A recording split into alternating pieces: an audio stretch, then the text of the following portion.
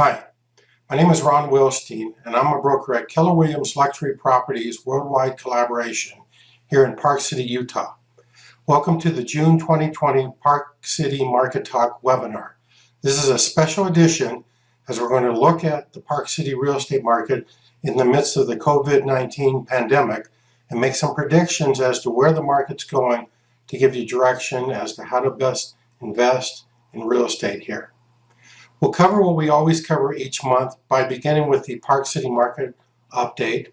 We'll look at sales, we'll look at prices, and then from there we're going to take a look at where the Park City real estate market is heading. People want to know, is Park City safe? Are we back to normal? Should you buy a home these days or invest in real estate? Well, we're going to address all of those questions and more. And the way I'm going to do it is I'm going to present to you a timeline I've been working on. You can see it here behind me, and it's a 24-month timeline. And it begins with 3 phases when the COVID pandemic first arrived. Those phases are the discovery phase, the shutdown phase, and the reopen phase. That's pretty much where we are today. What people want to know, whether they're a buyer or seller of real estate, is where do we go from here and what's the best decisions to make in light of the pandemic and the world climate and the U.S. economic climate. So many different things. And so I have 3 other phases: success or setback phase, the vaccine phase, and then the new normal. And the whole purpose of this is to have a future outlook for Park City real estate. There's three to four key segments to the market. They are primary homes, secondary homes, rental properties, and vacant land. And we want to address each of those to give you direction as to where we see the market going for the next 2 years. To do this, I've gathered up 6 Park City real estate experts. They consist of the Wilstein Team. From above me, from left to right, there's Doug Olmsted, myself, Lynette in the top row, then Dean DeLeon over my shoulder, Jeremy Wilstein in the middle, and Jennifer Lee. And together we're going to be sharing our insights about these questions that I posed at the very beginning. We're going to, by doing a roundtable discussion that we record. But before we get to that, let me mention this: since it's June, the resorts are opening up and there is going to be a summer activity here in Park City. Park City Mountain Resort is about to open up a number of their summer activities. Each day you kind of learn a little more what's going to happen at Park City. Go to BuyParkCity.com for the latest update. Then, of course, let's not forget about Deer Valley. Deer Valley has a lot of activities. You can go to DeerValley.com, but the lift services for mountain biking, hiking, scenic rides, you name it, is expected to start on Friday, June 26th. So that's just right around the corner. And then our latest, or newest resort, I should say, is Woodward Park City. They've actually been open since May 23rd. And so catch those details at WoodwardParkCity.com. Let's begin by taking a look at the Park City real estate market. Over the past 12 months, there's been 1,285 sales. This consists of homes, condominiums, and vacant land. And this is all real estate brokerages combined. That amounts to an increase of 1%, or 13 sales over the 12 months before that. This graph here breaks it down into homes, condominiums, and vacant land. The red bars represent the time period from June 2019 through May 2020, and the silver bars represent the same 12-month period the year before. You can see that the number of home sales is down by about 10%, from 535 sales to 481. But condo sales are up by 15%, climbing to 684 sales from 596. Lots, well, we don't have a lot of vacant land here, but it dropped about 15% from 141 sales to this past year, 120. This graph here is now looking at homes only, but we're breaking it down into the Park City area and the Snyderville Basin, the county area of Park City. It's almost level, slightly down in the Park City area from 163 to 160 sales, but a bigger decrease, 14%, in homes, dropping from 372 to 321 sales in the Snyderville Basin. Condominiums, again, across the board in Park City, just one more sale over the last year, 312 this year, 311 the year before. But here in the condo market, this is where we're seeing the big jump in number of transactions, climbing 31% from 285 sales the year before to 372 during this past 12-month period. Vacant land sales, even again in the city. So the city limit seems to be pretty steady here, whereas we see a drop in vacant land sales from 120 to 99, 18% decline. Again, small numbers here, but that's the correct percentage of vacant land in the Snyderville Basin. But let's turn our attention to prices. We always want to know what's happening with prices. Here in the home market, this is home medium sold prices. We've got a 6% decline in the city limits, dropping from a median price of $2,100,000 to most recently $1,977,500. A 2% increase is in the Snyderville Basin, amounts to about a $25,000 increase year over year, climbing from a median price of $1,250,000 to a median price of $1,275,000. This graph here shows us condominiums. Condominium prices down in the city from a median price of $850,000 to $783,000, 8% decline, but a whopping 30% increase in the Snyderville Basin from a median price of $540,000 all the way up to $700,000. So we should be seeing a pattern now as we go through these graphs. Got a little more action and activity happening in the Snyderville Basin compared to within the city limits of Park City. Vacant land, here's the exception. 33% jump in the median price of land.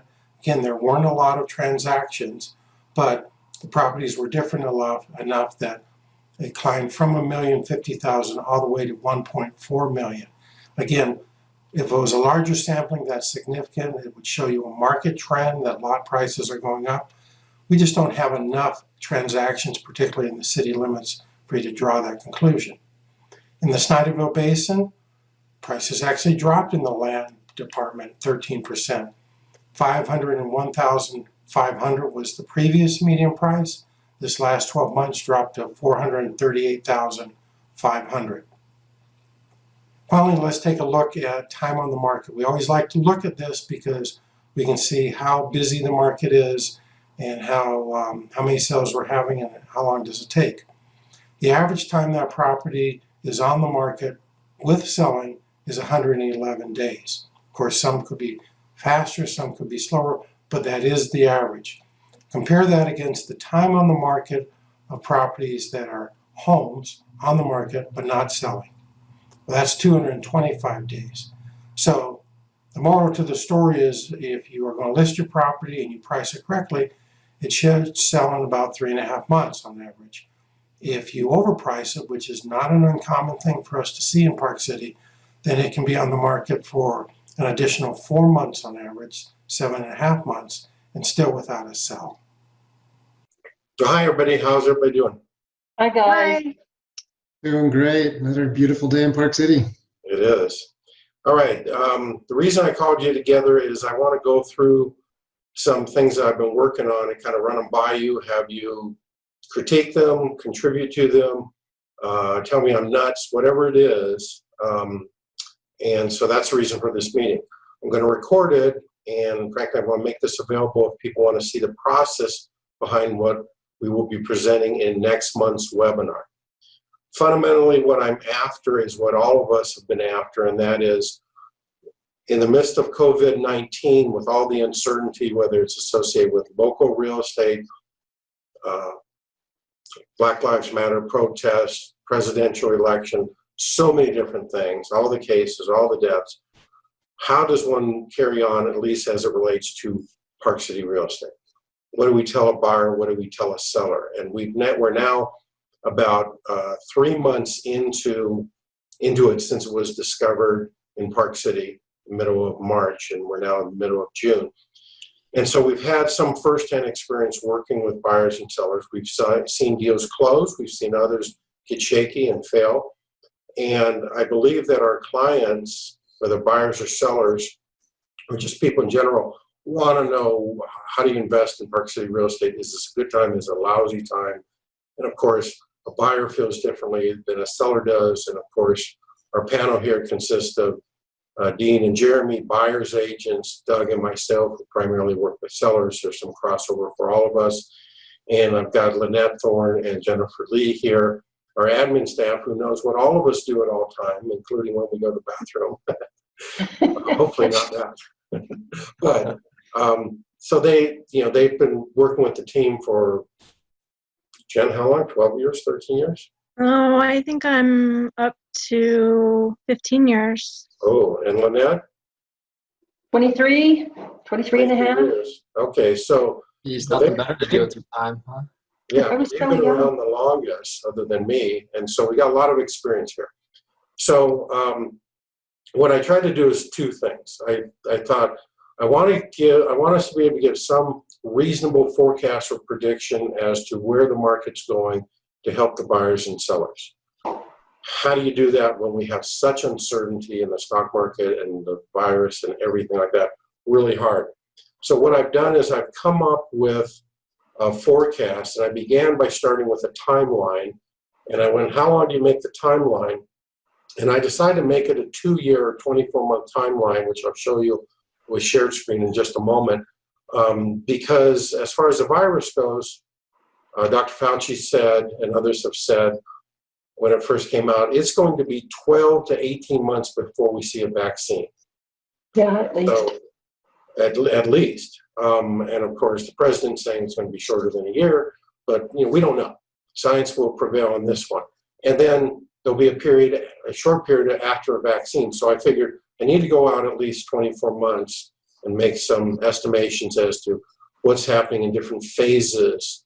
And so that's what I'm going to be sharing with you. And my goal is to share with you and you react with it. And if you think it's crazy, then let me know. If you think it's on target, let me know. And just share from your experience also, and I'll invite you to do this if it doesn't happen naturally, in terms of what you're feeling or what clients you've talked to or even fellow realtors in Park City. So that's kind of the objective. So, and then from there, we want to make some forecasts about 4 key categories of real estate. And I think that will give buyers and sellers some tools to make the right decision for their situation. Does that make sense? Yep. Okay. All right. So with that in mind, what I'm going to do is I'm going to go to screen share and pick up the graphic, and that's either going to make us go away or it's going to make us be smaller on the screen, depending upon how this records. Hopefully by now you're seeing an image of timeline in months 1 through 24 and years 2020 and 2021. Is that right? Yep. Yes. Okay, good. Okay, so with that in mind, as I said, what I'm interested in doing is coming up with some phases, and we're into the phases, couple steps, but here's what they are. The first 3 months, and again, think of this as starting January 1st, 2020, we had the discovery phase. And what did we discover? We discovered the COVID-19 when it hit Park City roughly March 14th, and community spread, and the country was discovering it too, and the globe was discovering it too. We got past that, and that led us into the shutdown phase. Basically, March 15th, Park City shut down. The resorts closed, the restaurants closed, and our office closed. Lots of things closed. We started working remotely, doing roundtables, et cetera, and that takes us, roughly with my months, into May. The third phase is the reopening phase, which is where we're at, and of course, the country is reopening at different phases. The globe is reopening at different phases. We're watching the news. We're seeing all of that. So I want to pause there and just talk about this a little bit before I go into the next phases, because I basically see this is where we are. And of course, the health experts are asking, will there be a second wave? And what implication will it have? Will it be a reversal? Will we turn up going back to a shutdown stage or adjusting our rephase? So let's just talk about a little bit of how Park City's doing on a rephase from what you're experiencing, how people are responding, how you're responding, and then we'll kind of build off of that. All right. Well, I can start. I mean, last night was kind of the first or second time I went out and had a couple beers out at a local bar in town, and had some food. And, you know, honestly, for this time of the year, middle of June, Park City seems about the same busyness that I remember from last year or the year before. Lots of people out on trails, lots of people out biking. Main Street, there's lots of people up and down Main Street as the shops have opened up, and I think people are excited to get back out and, you know, dine out and do some shopping. In terms of real estate, you know, during the shutdown phase, stuff did shut down in terms of transactions. Lots of transactions failed, lots of transactions stalled, listings stalled out. But as we reopened, we really had a big demand for real estate, and actually quite busy right now, from the pent-up demand, and, you know, whether people are trying to escape the big cities and get a place here in Park City, or just continue on and feel like things are going at a good pace. So, you know, honestly, it feels like town's kind of turned back on, and we're sitting a similar spot as last year, at least in my opinion. Yeah, I would agree with what Jeremy said. During the stay-at-home order, the town seemed like a ghost town. You'd go out, you'd go drive through Park City. I'd have to go check on a couple of properties, but there weren't a lot of people. I'd drive up and down Main Street. Main Street would be dead. Now, and speaking of today, I was up on Main Street 2 days ago, actually, and it was packed. There's virtually no parking on the road.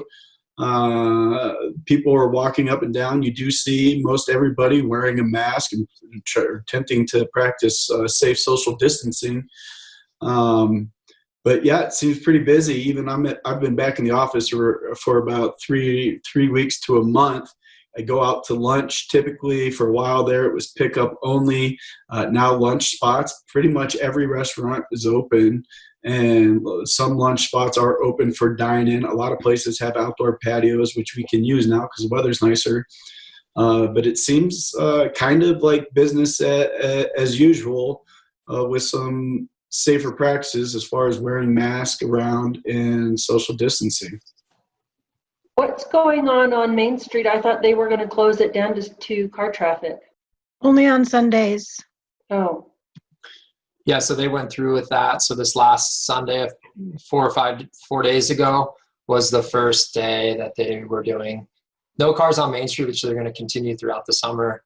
On Sunday, no car traffic, just pedestrian traffic up and down Main Street, which is, I think it's a good step and a good move for the city to do, and a good experiment. did you go there on Sunday, Jeremy, and see that? No, I wasn't up there on Sunday, but I know that this was the inaugural Sunday. I'm curious about how that's going to work out. Yeah. I know when I've driven around to look at some properties that we were considering listing, up at Red Pine as an example, the parking lots were packed. It was easily as crowded in terms of cars parked as it would be on a normal summer, which really surprised me, frankly. And I drove by the pool up there and I didn't stop, but I could see people out there. So during the days, it is feeling like it's normal. At different times you get on the road, it's the normal traffic, if you will, by Park City standard. Other times it's a little more bare.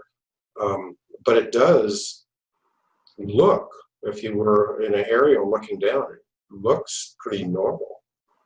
I thought the real turning point was Memorial Day.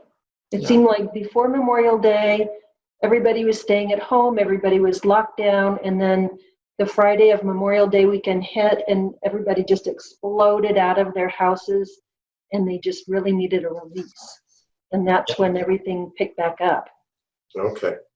So Yeah, when we agree. watch the news and go ahead, Doug. No, I was just going to say, so, the pre-open phase and shutdown phase, we saw open houses really come to a standstill, or people doing virtual open houses, or maybe an agent will go do a FaceTime walkthrough. But open houses are now open or available to be held live. and we're seeing lots of people coming out for those. Those happen every week where we introduce the real estate community to come see our new listings.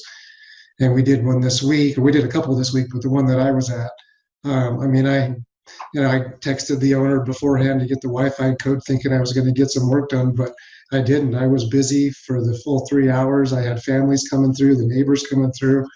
People want to get in and go out and do things and see real estate. It was really good to witness. So Park City seems to be handling the reopening quite well, and I think we were pretty diligent in terms of following the instructions. What would you say about mask wear? How many people are wearing or not wearing it? In my opinion, going back to the open house, everybody actually had masks, but I also had a stack ready to go if someone didn't.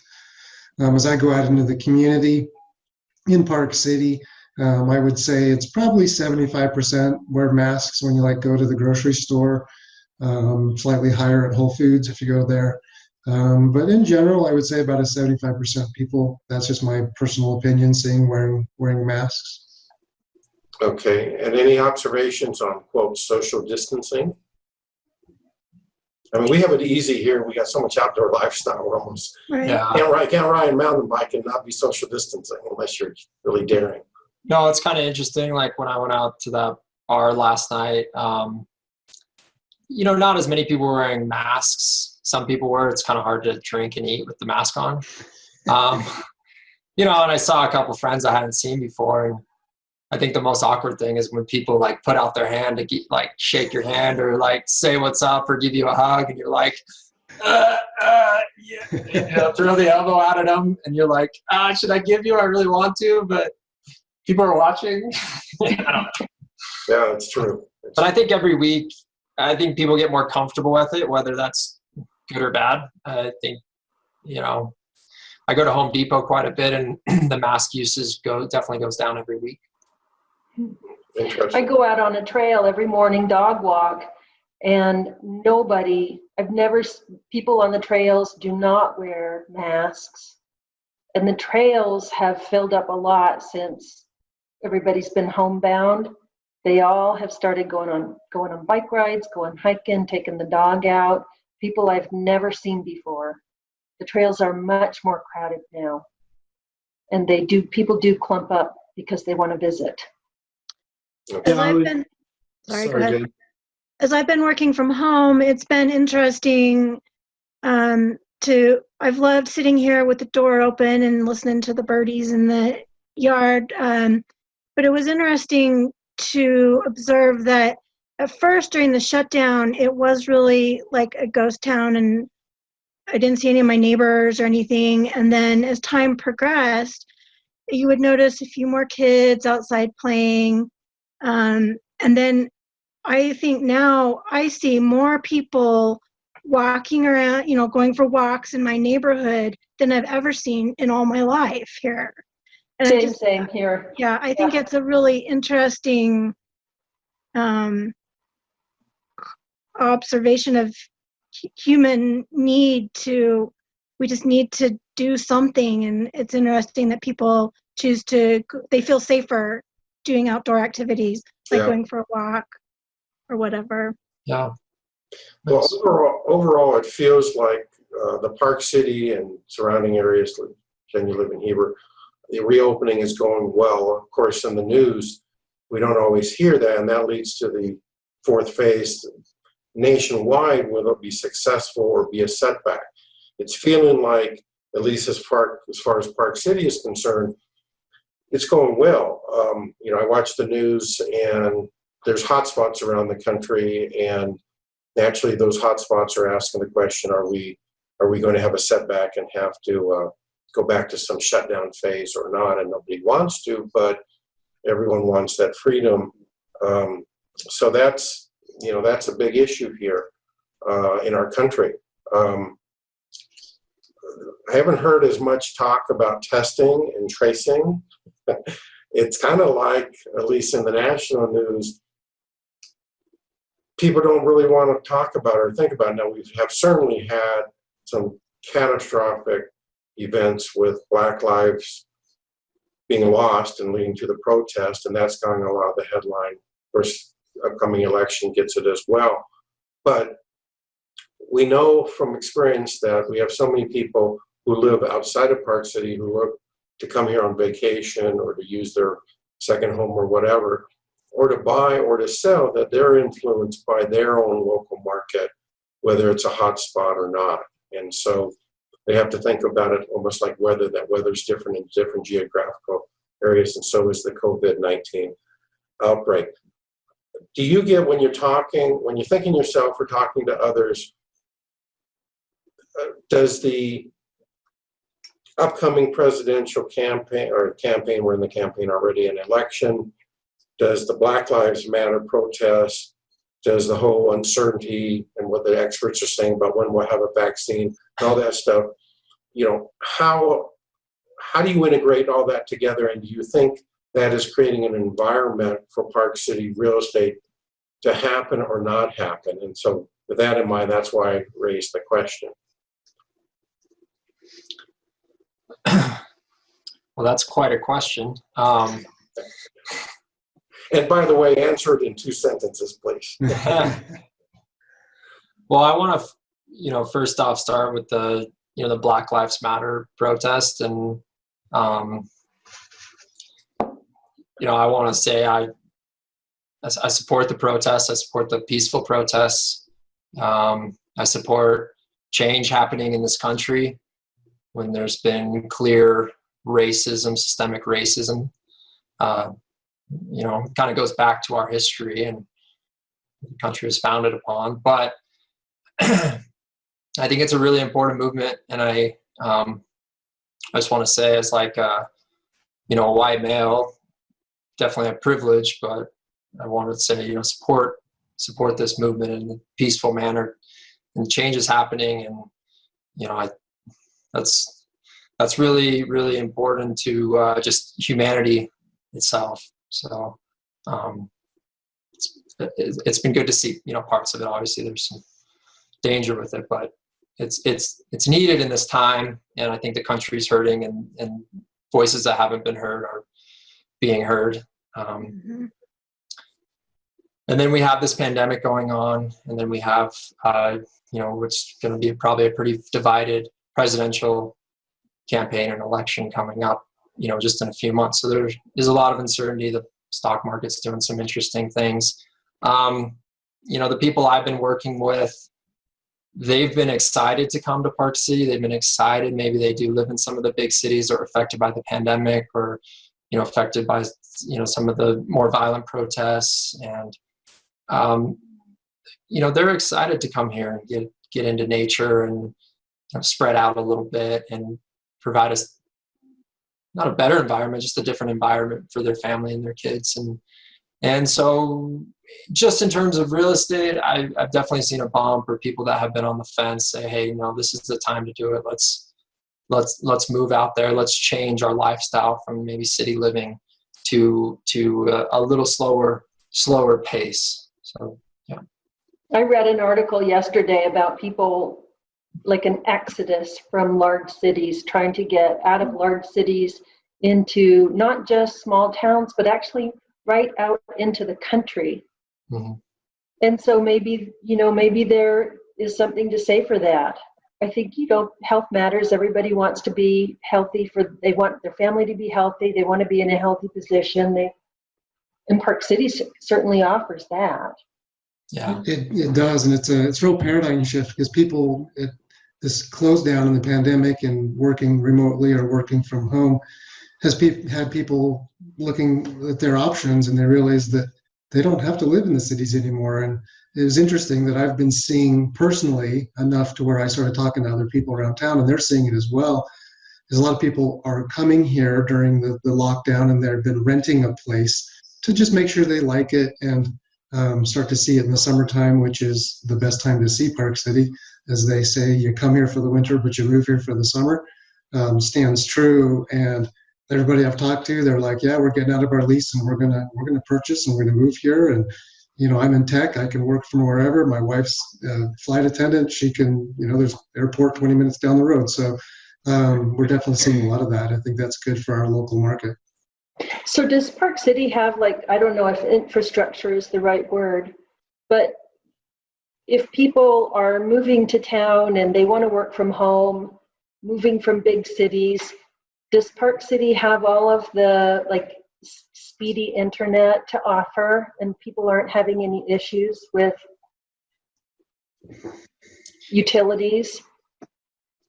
I Yeah, I haven't, mean, yeah. I haven't heard of any internet really problems. I think that here in Heber, I have noticed sometimes the internet speed will bog down a little, especially more when school was in session. I think that did have a little bit of effect, but it didn't make it so I couldn't work. I mean, to simply answer that question, I don't think there's any ever really, or in recent times at least, been any issues with internet or people complaining in Park City about their internet connection. I hadn't heard of any. I was We have a just lot of curious. options. Yeah. Yeah, there's a lot of options, and it typically works very well. So, I was pretty impressed that I'm here with my husband who's working from home full time too. And we have a grown child living at home who's pretty much on the internet not 24 hours a day, but pretty close. And we never even have had a hiccup. So I've been really pleased with that. Yeah. Yeah, I think we've all learned that you can do a lot from home. We see our families more, whoever's at least there. Sometimes that's an adjustment, sometimes not. Depends who talks on the phone the loudest. But yeah, it really has been almost a sociological You experiment. know the answer to that question, Dad, between you and Mom. We're not supposed to point at him, Jeremy. That's right. Be nice, because I can mute you. I'm the host. Just virtually. yeah, and the work from home thing. I mean, we've touched on that work from home thing before, but there are a lot of companies out there, clients that I'm talking to, friends that I'm talking to in different states, they're not allowed to go back into the office until 2021. So there's quite a few people that have plans where they're not going back into the office until 2021. So those people will be working from home. And even when they are going back to the office, they're going to make it a mix, go into the office, stay at home work schedule, where you go into the office 2 or 3 days a week, and then you stay home 2 or 3 days a week. And that kind of seems like, at least right now, is the direction that a lot of companies are moving. And potentially we're going to see that be a mainstay rather than people traveling into the office every single day, which is something that we've seen in Park City for a long time. People that live here are able to work from home, are able to work remotely because of internet connections and technologies that we have that make that possible. But also a lot of people prefer Park City for that reason, because of the lifestyle that you have. But if you do have to make a business trip, you're a short drive to the airport and you can go anywhere in the world. So, And it's easy to get to your office too if you have to go in. yeah. And Jen and I are doing that. We just started doing that this week so that our desks are really close at the office, less than 6 feet apart. And so we are alternating days going back into the office now. Yes. Yeah. All right, well, let's look at this, the next phase here, the vaccine phase. And, if you're optimistic, it may be before the end of the first year. And if you're listening to the experts, they're saying that's really optimistic. It can be longer, and it might even be longer than the 18 months. But this next phase, which we're not in yet, obviously, there's a lot of things that come to mind. It's one thing to have a vaccine. It's another to get it out, not get it out and get everyone vaccinated and globally. So it seems to me that whenever we get the vaccine, there's going to be a lag factor. There's going to be some testing. Who's going to want to be the guinea pigs, if you will, and then the time to prove it. And then if we have successful vaccines, multiple, that will be great. And then, I think there's been so much criticism about just testing in the United States. Utah was ahead of the curve. Utah tested people, said anyone can come and get a test, and actually had the wherewithal to do that. But that's not what we saw across the country. So what impact is it going to have? We have a vaccine, and I think that's what everybody's looking for. Will that mean that the resorts will be open for the upcoming ski season? Will that mean that people are prepared to travel, go on vacation, get on an airplane? I mean, airplanes are picking up. Let's talk about that. What's going to happen with the economy? That's going to be a boost. Share your thoughts, or share what you're hearing clients saying to you too, or asking you about. Well, I think, me personally, I think we're going to have a down skier visit year next year, regardless of what happens. I mean, if we get a vaccine before the ski season starts, then it would be much better. But I just imagine that we're going to see less skier visits next year because of the coronavirus and traveling restrictions and fears of people. However, I did speak with, just this morning actually, a property management company, and they're seeing a lot of reservations happening. And actually, in the Park Record, there was an article from the COO and president of Deer Valley, and he spoke on that and says season pass sales are strong and reservations are strong right now for next ski season. But there's an asterisk there because cancellation policies have changed in order to get these reservations. So cancellation, you can cancel. It's easier to cancel your reservation and get your money back. And then also, like we saw with Vail, in the Epic Pass, they're offering free insurance and actually discounting your pass for the numbers of days that you missed in the previous season. So that in order to encourage people to purchase those passes, feel safe. If there's not a ski season, then they're going to give those refunds.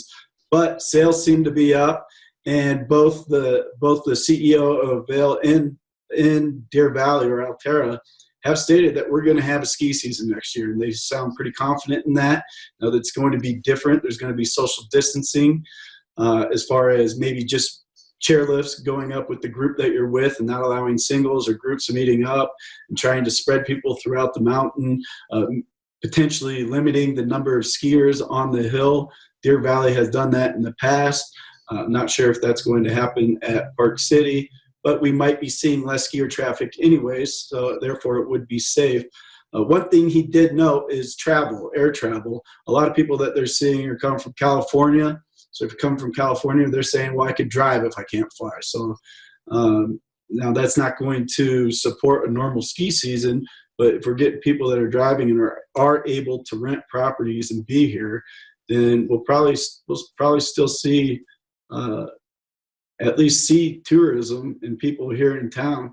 Whether or not that's a good thing or not is to be determined, but I think it would be a good thing in my personal opinion. Sounds really optimistic. I'm impressed, and it does seem like skiing, of all the different things that go towards our economy, skiing does seem like something that can handle physical distancing and being careful.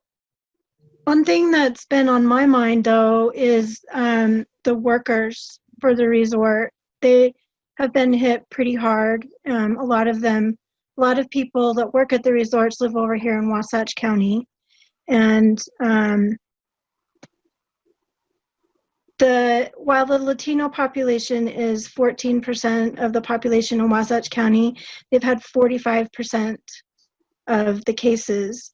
And it's in part because they are afraid of losing their job, so they just go to work even if they're sick. And I worry about, are we going to have, because the effect of the virus is being drawn out for so long, are we going to lose some of our workforce because they're going to lose their job, then they're going to lose their housing, and then maybe they move away. And so I do wonder how that's going to affect the resorts. Yeah. That's a very good point. A lot of our workers are foreign workers, and they'll come over. They're J1s, so they'll come over from South America. And if we still have travel restrictions, or more travel restrictions are put on with the second wave, and they're not able to come here, it's going to be difficult for the resorts, which it already is sometimes difficult for the resorts to staff. It would be more difficult for them to staff everything, keep everything open as far as the restaurants and all the chairlifts. Yeah. Positive thing, our neighbor is, you love them or hate them, is Vail. They're a very large publicly traded company. They have resorts all over the world. And that includes open resorts right now in the Southern Hemisphere, where they're studying very closely on how to manage all the things that we've just talked about, how to open a restaurant and still socially distance, etc. So I think that it's top of their priority, and to make sure that we do have a good ski season, and I think they'll lead the charge. Like you said, Deer Valley's already seeing very heavy reservations from California, New York, Texas, Colorado, and here in Utah. So I actually think we're in for a good ski season, assuming so Mother their Nature, learning curve will benefit us. yeah, exactly. So assuming Mother Nature cooperates, if we have another good epic year like we've had the last couple of years with good powder, I think pent-up demand is a very strong thing, and I think we're all feeling very pent up right now. Yeah, and Powder fever is pretty powerful as well, right? yeah, and it's important to note. So Deer Valley is opening for summer operations here shortly, and then Park City just announced that I think July 2nd, they're opening their mountain for summer activities. So they are moving ahead with summer activities. And Vail at least is studying their ski resort down in Australia right now to see how they can best function. So good point, Doug. Thank you. What kind of summer activities are they going to have here? I think all the chairlifts are going to be open for hiking, and lift serve mountain biking, and Park City has the activities down at their base, like miniature golf and the roller coaster. So yeah, biking, hiking, activities. Probably none of the outdoor concerts, right? Oh, the outdoor concerts have all been canceled. Yeah. Those were canceled about a month and a half ago. Yeah, there's some trail running and races that were canceled, but some towards the end of the fall seem to be going on. So. All right. All right, well, let me show you the final phase on my timeline, which is the new normal phase. And of course, with the question marks, the size of those last three phases can change or be adjusted, or as I suspect will be different around the country and around the globe. So that's my 24-month timeline. Just give me feedback. Do you think the breaks are at the right place? Notwithstanding the question marks of the uncertainties on the fourth and fifth phases, or should be named something different, or anything. This is really my first pass in front of you guys with this. It's just so unpredictable. Right. I think it's a good guess. I was talking to a friend last night about real estate, and he was asking me about how we marketed during this pandemic situation. And I was thinking, in the new normal phase, one of the things that he asked was, are some of the technology tools that we've embraced now, are they going to become the new normal? Are we going to have more virtual open houses, things like that? Yeah, no, it's a good point. I mean, I think this, like in any other business, have given people a chance to, because everything was put on pause, rethink how they do things, and almost get forced into doing the virtual, but then in reality, maybe it makes their business run more efficiently and their customers are happier. So I think it was an interesting reset. And I've got friends that run big companies here in town, whether they make baby monitoring products or Traeger grills, which is a popular grill company here. I was on a mountain bike ride with them this morning, and both of them said they've had record gains in sales. So COVID has been the best thing for their company. That's crazy. Yeah. Well, I think that, these online meetings, these virtual video meetings, they're great. They're so much easier to schedule because Jen's in Heber and I'm in Salt Lake, and Jeremy's often traveling. Once we get back into a groove, Ron will be out in Malibu more, in LA. And it's great to be able to schedule a meeting with all of us, being in different places. I do think, as far as the new normal, it seems like people are going to get used to wearing masks in public. I hope so. And gosh, I know I sure do wash my hands a lot more and a lot more carefully than I ever have in my life. Yep. Yeah, I agree. I would say it feels like we're in that new normal phase right now with the way that people seem to be living and venturing out into public where they have masks, but they're out, right? Park City's busy. So it almost looks like what I had envisioned the new normal being, being applied currently today. And another thing that we didn't mention before, as far as families or kids, all the sporting or recreational, baseball, soccer, my niece and nephew are in baseball. I went to his baseball game yesterday. They have some different COVID rules as far as interaction and distancing, but you're playing baseball. Everybody's touching the same baseball, but they are playing baseball. My niece is playing soccer. She's going to soccer practice.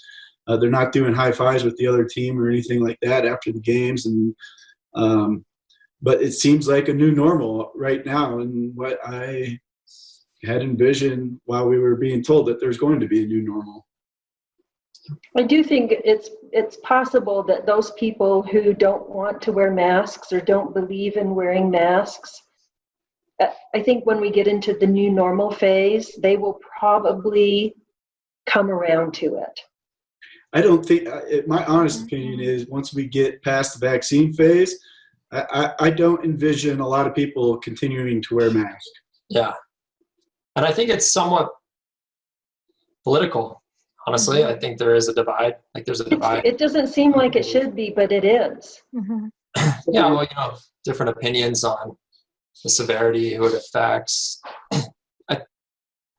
That'd be a whole nother topic, whole nother roundtable. Okay. But, and state by state and country by country, I got friends in Colorado that it is required to wear masks at any the public spot. Here in Utah, it's not. No. In Washington, a lot of Asian countries, if you have a sniffle, you just put on a mask to go out, and it's just for you to protect the other people that you're meeting out there in the world. And that's just their second nature now. That's just the way they've done it for so long that maybe we will pick up on that at least a little bit. Yeah. All right, well, thank you for your input on that. Let's just bounce from here to what we do with this timeline, particularly in regard to talking to buyers and sellers and trying to give some reasonable future outlook for Park City real estate. In my mind, there seems to be four main categories of real estate, and how the public is responding to them and buyers and sellers vary. And this is where, our input to individuals and families can be really helpful, because especially if they don't live here, they're going through all these same events that we're going through, experiencing them within their environment or their state, and it's probably different. So let's talk about these four categories, and I really want your input on this. The first category is primary homes, and based upon the timeline and the stuff we really talked about so far, and this is why this is a progressive conversation here, what do you anticipate happening in the primary home market in Park City? Do you think it's going to stall? Do you think it's going to take off? We've now got 3 months under our belt on this. What are you hearing? What are you thinking?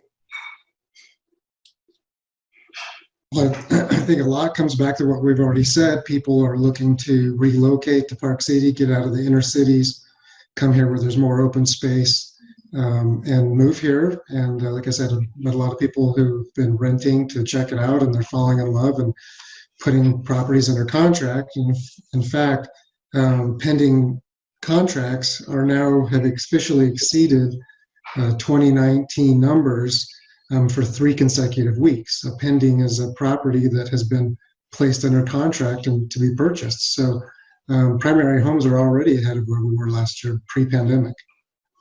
Seems logical to me. Yeah.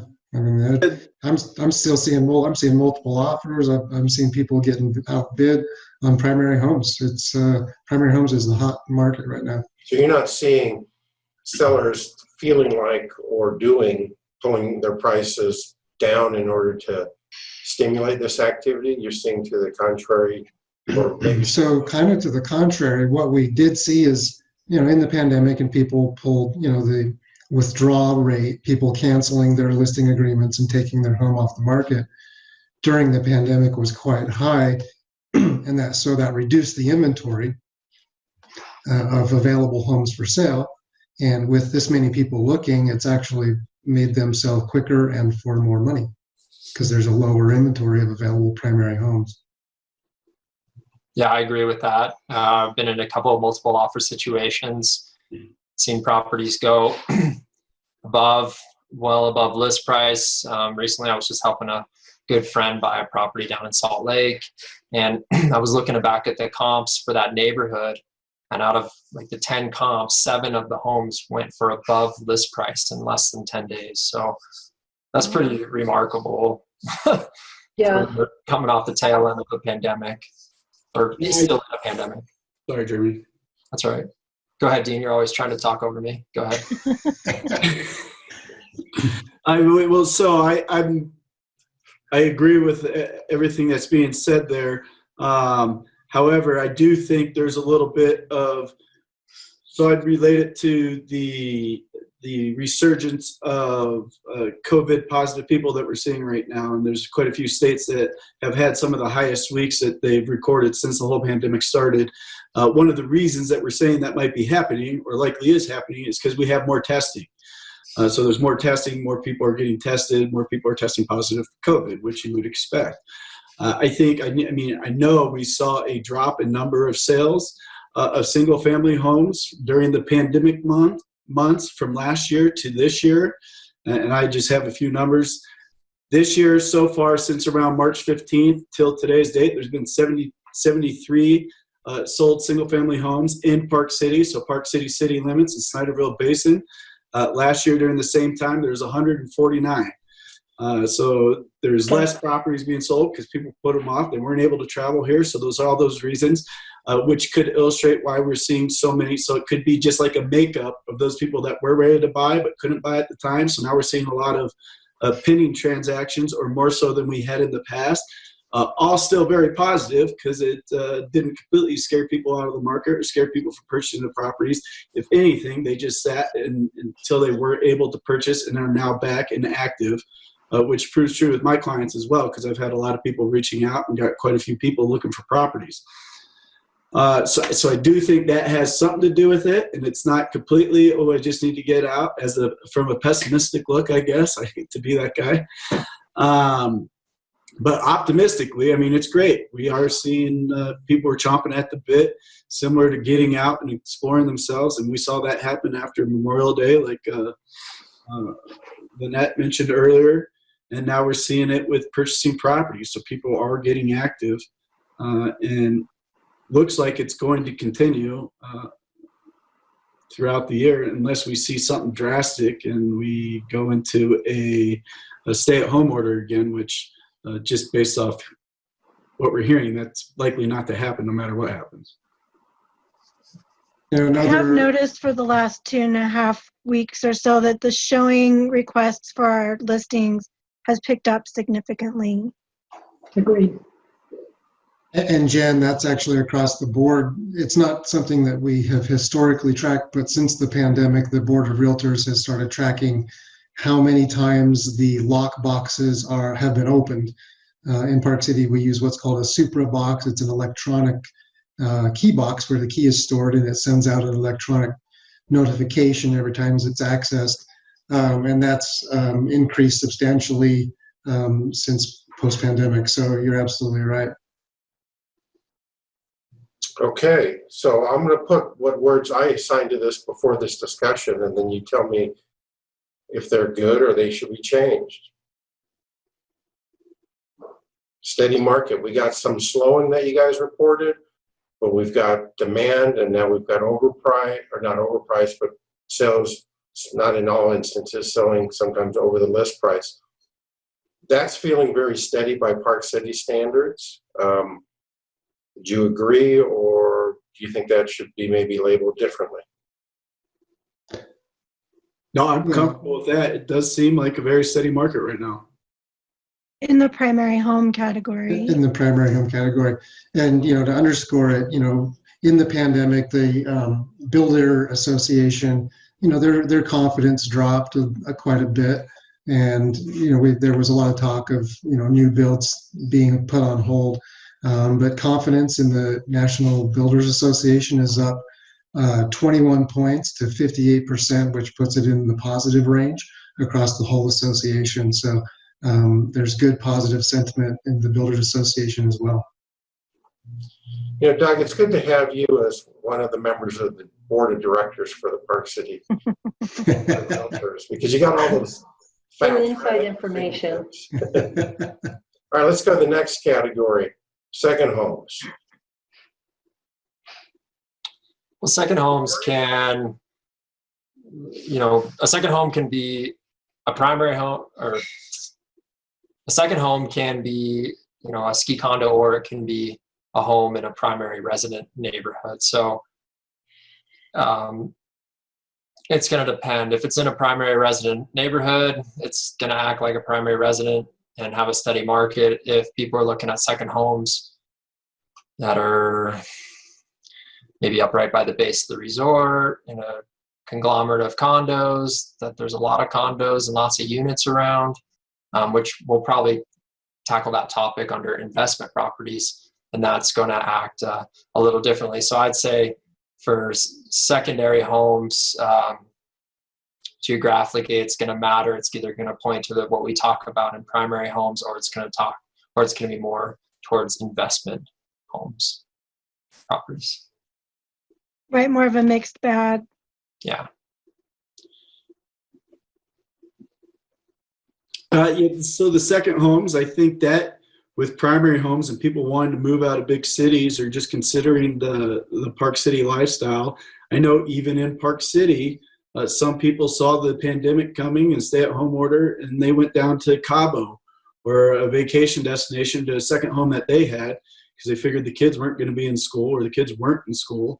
And so they decided to do that, which could encourage people more, similar to the primary home thing. If you want to get out of the big city, live the lifestyle, be out in the fresh air of Park City, and you have that option, you've been looking for a second home, then it's still, now they still have it, and they come skiing or come out during the summer and still use their second home. So, I have clients that are still looking for second homes, and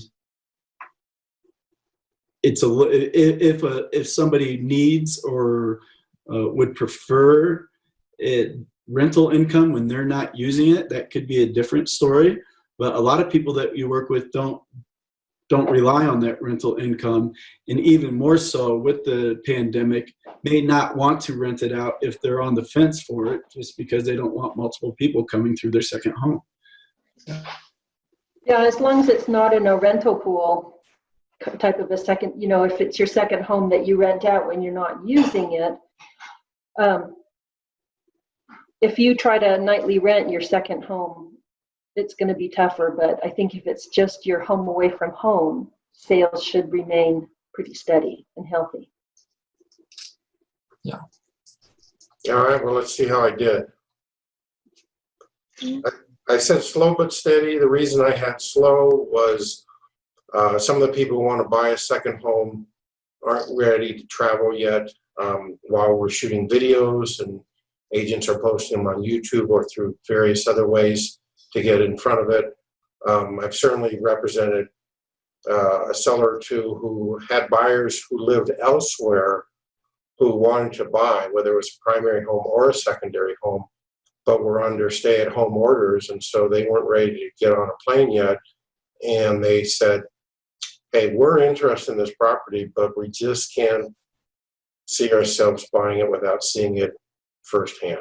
And the instance I'm thinking about, someone else came along and bought the property, so the seller was okay, wasn't hurt by it. But that's why I said slow. I think it slowed down because of that, and I think once people get more comfortable traveling the distance, probably will become the steady market. But as Jeremy said, some of these properties are located in primary neighborhoods, so they're that steady market anyway. So I think I'm okay with that label. Yep. Yeah, I think we'll give you a 90% on that one. Okay, all right. Maybe a B plus. I'm lucky today. All right, your grade will come out later this week, Jeremy. All right, let's go to the next category, rental properties. And these can be homes or condominiums. And as we all know, some of the rental properties that people buy here, they're still using it primarily. Some of them are buying it to get maximum rental, and they barely use it, or maybe it gets as maximum rental during the ski season, and they come up during the summers. Others, they're going to use it, but they just want a little bit of income to supplement it. And certainly we know, and all of us can speak to it, but particularly the buyer's agents, we know that it's a common question for buyers to say, what's the rental history of a property? And that influences them into buying, and maybe it's they figure out what their loan amount will be based upon anticipating that. And that becomes obviously a question mark per our timeline because of the reasons we've mentioned already. So let me just kick this out to you guys and share your thoughts. I know that as far as servicing our listings, I get way more requests for rental income than I used to. Interesting. I think the rental properties is, a bit of a question mark. Most rental properties make a good portion of their income between, say, December and April, December and March. Get some rentals during the summer months. So I think it's going to be how we proceed through the summer and the public's perception of the dangers and how comfortable people get with traveling. Now, even with the resorts open, anticipating they will be open, and bookings, I would imagine, some international travel, some international tourists, that number is going to be down more than even, say, domestic, because we can fly around the country domestically, but there are, issues with international borders. So I'm not sure exactly what percentage of international tourists we have in Park City every year. That would be a consideration for people coming and renting these rental properties. And that's the biggest question mark for me. It could go either way. That's just a big question mark right now, so I'm not sure. Yeah, this is a question mark, and when showing properties now, this is a conversation that I've been having with all of my clients. I'll collect the rental history when we go and look at a property or when they request it. But I do say, so this is the histories. We have actual history, we have pro formas, and this is all based off of the previous histories that we've seen and comps there, which the unknown is next season. So the unknown, the first year that you're going to own this property, is what the unknown is. Right. And we don't know. I mean, I've talked to the property management company, and it seems like people are reserving.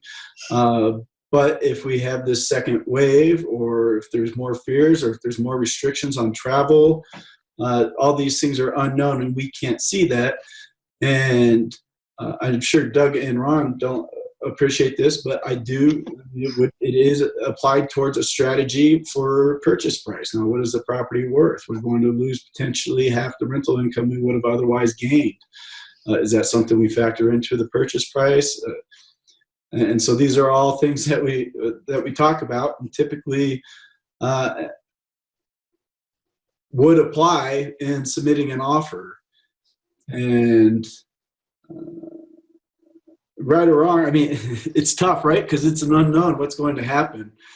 But the known is a lot of people don't need to collect the rental income, or don't want to if it's a second home. And the main investment in a property in Park City is the appreciation, and you still have your second home when you come out here and do go skiing. You're not staying in a hotel that was rented out to 100 different people the night before, or the month before. Sorry, probably not 100 different people the night before.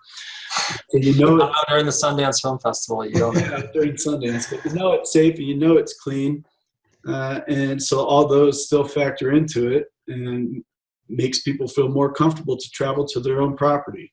So and I would add that if you're thinking about buying a rental property here in Park City and you're planning to own it for more than 1 year, which I would highly suggest you do that, because Yes. most of the money here is made on appreciation and it can be quite lucrative. If you're planning to hold the property for 3 to 5 years, I think we're going to get through this. And so I wouldn't worry too much. Maybe have a little bit more reserves if you're depending on rentals to pay the mortgage, but you can factor that in when you purchase the property. Yeah, good point, Jeremy. I was going to say that same thing. Your ownership is going to outlast the COVID-19 pandemic. But the thing with rental properties, what we do see historically, is when the stock market is as fickle as it's been, that does drive people who have some investment money to actually purchase more rental properties. They don't want to stare at a computer screen like we are and see all these red numbers going downhill. Put it into a rental property in Park City, where you're going to get the appreciation over time. You're going to have a little bit of rental income to help with your carrying costs, etc. But more importantly, unlike a stock, you can actually come to Park City and live in it for a week or 2 weeks or a month, however long you want. So as the stock market does more poorly, I think that we'll start seeing more people start to want to reinvest into rental properties. Much safer and stable investment. The stock market is crazy. Yeah. I knew that would say it goes down. It shouldn't go up. It goes up. It shouldn't go down. It's really crazy. Historically, I'm just picking back on what Doug was saying there is we have seen, and this is, if anything sounded like Wilstein was talking out of both sides of his mouth, here's my warning. It's going to sound this way, but it's true anyway.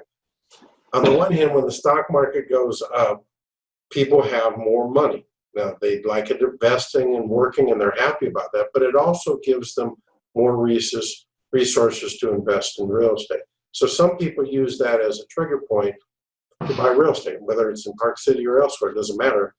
That's a reality. They got more liquidity so that they can do it if they want to, and sometimes they dream for a Park City property, and they see it possibly being fulfilled because the stock market was good to them. What is equally true, here comes me talking out the other side of my mouth, is that when the stock market drops, people get indigestion, sometimes a serious case, and they go, why am I in the market? I got to get out of the market. And they took a hit because it dropped, but they pull their money out. And you probably know people who have done that. And they go, what am I going to do with it? Well, I'm going to invest in real estate because it may not be as liquid, but I can use it, like Doug said. And if it's in where I like to go skiing, all the better. And so we watch this. It's like a pinball game or a tennis ball game. The ball goes back and forth, and we go, we're not spinning this, that we're just trying to come up with a positive on each side. It's true. Market goes up, people have more money to invest in real estate. Market goes down, they want out of the market, stock market, and so they want to get something that, as Doug said, at least you can use it. And then, as Jeremy referenced earlier, people from an investing point of view make their money on appreciation. Whatever rental you get, it's supplemental, it's helpful. But the reality is, if you were trying to invest in real estate exclusively for rental income and associated with cap rates, investing in Park City is not the best place to invest. It's not the fulfillment of that.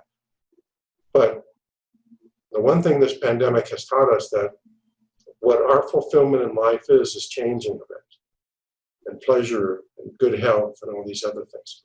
So, all right, let's see what I put there. Well, I put the rental properties, the market has paused. It definitely has paused because I think that seems to be the one that most buyers are uncertain about, and they have to digest the things that you guys just shared earlier. And I think they will also ask, what's it going to take? That's true of buyers and sellers. The buyers are probably asking if if I can't count on the rental income, at least for this upcoming ski season, or at least as much, what does it take for me to buy a property? And that probably is going to translate into a better deal. And, Dean or Jeremy are negotiating for you. That's what they're going to push hard for. And they're good at doing that. The sellers, I like flexing the muscles. Okay, now we're going to flex some muscles. The sellers have a more difficult question. They have to recognize that that's what is going through the mind of a buyer. And if they want to sell, they may have to adjust to it. Now, it depends on, are they competing with a lot of properties, depending upon their unique property and location. So all those things come into play, and Doug and I always go through that with sellers, but it's a little more difficult pill for the sellers to swallow. I was talking to a seller about a week and a half ago, and she was asking the question, in light of COVID virus, in light of all the uncertainties, is this the right time to put the property on the market? And Doug and I, share the pros and cons, and this is our approach. All we can do is provide you with information and let you make the decision in your own particular situation. But at one point, and I wrote this down, and I said, this is quotable. I'm going to use this probably in a roundtable. So here it comes. She said, all right, I don't know what the market's going to do or not do, but I want to miss the next dip. And I went, oh, that's a great quote. And I wrote it down. I typically asked, you have to decide how important it is to sell or not sell, or what you would do with the proceeds. And they own the property for a long time. And while they had answers to those different questions, as soon as she said, I want to miss the next dip, she realized, and we realized, she wants to sell now. And she's willing to take into account the buyer's attitude. What will it take to sell? And that totally makes sense. And she's getting her property ready. And, once it's ready, unless her mind changes, and it might, her and her husband, they're going to put it on the market. So it's an ongoing process. And, what we turn up doing as agents is we try to, through our webinars and our newsletters and our roundtables and just our phone calls, we try to make people aware of these things, and they have to ultimately make the decision. We're not the final deciders, but we're a trusted advisor, and so that's what our goal is. And so I think there's a pause. I think that's the one, the first two, they were steady eddies. This one, low pause as people are figuring it out. Let me hit the last one, vacant land. We don't have that much. We got less in town, more out of town, but stuff out of town is really selling, especially if it's got a lot of acreage. What do you see happening there? What do people want, and for buyers or sellers? Yeah, vacant land has been very strong through the pandemic, especially land that is, I would say, 2 or more acres. And more remote. Yeah, even with cabins or cabin communities. And I mean, I watched 4 very expensive large parcels on Old Ranch Road all go under contract after the pandemic had hit, that had been on the market for some time. I'm talking $2-3 million properties, vacant land. And I think the vacant land has honestly been one of the hottest markets. When sometimes they'll sit for a little bit, I can see a piece of land come on the market and it's like, oh yeah, that's going to sell quickly. And sure enough, it's gone within a week. So yeah, I would say land has been steady, if not more active during the pandemic. And it's not just because people feel safe out in open air touring a piece of vacant land. So why is it? I think they just, depending where their situation is, where they're coming from, I think they visualize that dream property where if they just have space, have nature around them, not be right on top of their neighbors. So, if this does recur or what the future holds, they have their own private oasis. Their little secluded spot up in the mountains. Yeah. Sounds delightful. Yeah, I don't know. Also, I mean, that's what all the celebrities do, right? They own their ranches, and then when you're watching things, in my experience, The Voice, they're all zoomed from their ranches in Montana or the ranches Exactly. so and so, and they love it. So, I mean, it's very desirable to live out on a ranch and have some land, especially when you're in a pandemic. And you get outside, you know you can keep your social distance on your own land. Neil Young has been recording songs from his ranch, and his wife, Daryl Hannah, is the videographer. Mhm. And I watched a video of him playing the guitar and singing a song, and chickens were clucking, and a little row of ducks walking by, and there's a pony in the background. Pretty idyllic. Who doesn't want that life, right? Exactly. Yeah, As long as you're rich and famous, you can afford it. that's true. Could be. It helps. Some have to suffer. Yeah. Well, any other thoughts before I turn over my card? Go Well, for it. go ahead, Jen, sorry. No, go ahead. Oh, I was just going to say that, people who are either selling vacant land or buying vacant land, it seems like the construction economy is healthy. People, even if they are in the middle of a pandemic like we are right now, construction workers are still allowed to work. They're outside, they're spaced from their coworkers, it's fairly safe. And so it seems like new construction hasn't taken much of a hit. I don't know if that's correct. I would say new construction stuff might be hit or miss. I've talked to a few builders that have been very busy. I mean, I think the builders are busy. They've been very busy throughout the pandemic working because they are able to work, and they've got their private clients. But I think new construction developments may take a little bit more of a hit, especially if you've got investors that are purchasing multiple properties and potentially pulled out of purchasing those properties. So I think that could be something that we might see. And again, it hasn't been enough time to see the results for a lot of what's happened, because it takes a couple months to see what's closing when new construction stuff is completed. But I think it's possible that we do see new construction condo developments take a little bit of a hit because of the pandemic and everything. Yeah, I guess I was thinking of new construction of primary homes was what. That stayed steady. That's all there, and those people want their homes, and builders have already contracted to build them and working on it. So for the most part, from what I've heard, that has stayed strong. Good.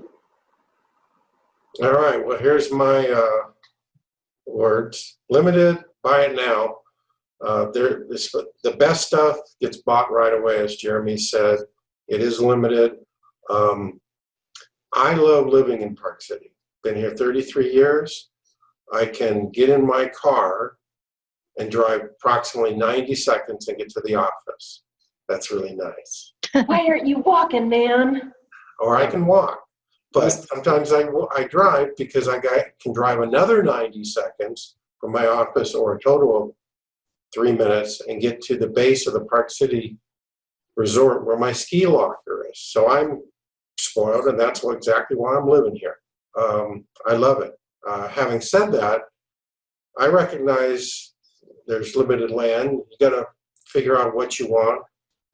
My wife and I have been looking for land for a long time. And just to let you know, we're not just salespeople. We put our money where our mouth is. My wife and I just bought out in the Oakley area 15 acres vacant land. She's had a dream that this thing can fulfill for a long time. I love it purely on investment. And so we're not just talking about this, we're doing it. And Well, you don't love mom? yeah. And we agreed on this point. What does she want to build out there? He wants sheep. Oh. He's always wanted sheep. She's wanted. It's a beautiful opportunity, and we know that it was limited, and so we bought it now. And heck, while we were under contract and went there and visited, there were 2 other people who wanted to buy it too. We could have turned around and sold it again. And then of course, Jeremy, who's a collector of real estate, he's doing the same thing. So while in the midst of a pandemic, while realizing this, we're realizing in this category, particularly of vacant land, it is limited. If you want it, you want to buy it now, especially if it's rare. And so our market is still moving. We're not candy coating it. You heard it from the experts, and you heard it from 6 people who are dealing with this every day in one form or another. That's Park City right now, and you get a slightly different version when we do this again in a month or two. But I think I'm good with this chart. My goal, and I appreciate everyone's input. Off the recording, if you have something else, by all means share it. But next month's webinar, I want to present this. Of course, we're doing social distancing, so it'll just be me running through. But I'm going to refer people to this recording so that they can, if they want to get the whole story, they can get the untold story. And our plan is to send out a large postcard with this on it, not quite as many details, and have people who are interested either watch the webinar or this roundtable. And that's the plan, guys, for what we're going to do. And my hope is that people pick up the phone, ask us any questions, and if we can help them, then it's a benefit for all of us in our business. So Good that's it. conversation. Appreciate everybody's time. Any last words? Here's your chance to give them. So you're going to blast this out for everybody to watch our staff meeting? Well, yeah. We'll show it to mom. Show it to mom? Yeah, don't let her listen to this. She doesn't want to Don't hear give her any ideas. about the land. She wants you to love it too. Hey, she just bought a big piece of land. She's a fulfillment. All right. It was purely an investment for you. It wasn't the same love from you, Ron. Yeah, that's what I'm saying. It's just strictly investment, not the love for your wife and her farm, her No dreams. sentimental value. I'm going to give you a couple minutes, couple seconds to take that back before we sign off. You guys are getting me in trouble no matter what I say. This is why Jeremy's her favorite son. He is my favorite son. I would gladly switch him for my other one. I just don't have one. But Ron has editing power. He can clip anything of this he wants to right out. That's true, but I do believe in truth in advertising. So anyway, thanks, guys. I appreciate it. I'm in the office. I'll see you when you pop in. I know Doug and Dean are just recording from the other room over. Thanks, everybody. Yeah, Okay, thank see you. you later. Yeah. All right. Bye-bye. Well, thank you for joining us for our June Park City Market Talk webinar and roundtable discussion. We trust that it's been helpful. And if you have any questions, please don't hesitate to contact us, 435-487-0151. Thanks for watching.